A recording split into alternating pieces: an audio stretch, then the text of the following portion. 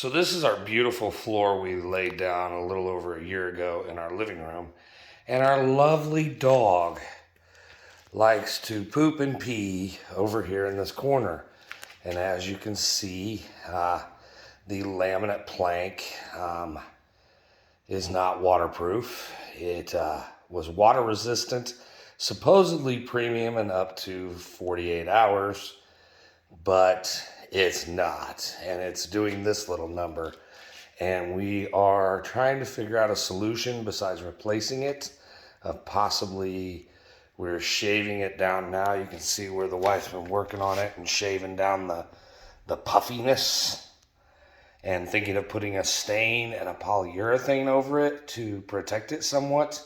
Just wondering if anybody else has any ideas and has ever run into that problem. And FYI, if you have animals, do not get laminate plank. All right, thanks, and appreciate any feedback. All right, bye-bye.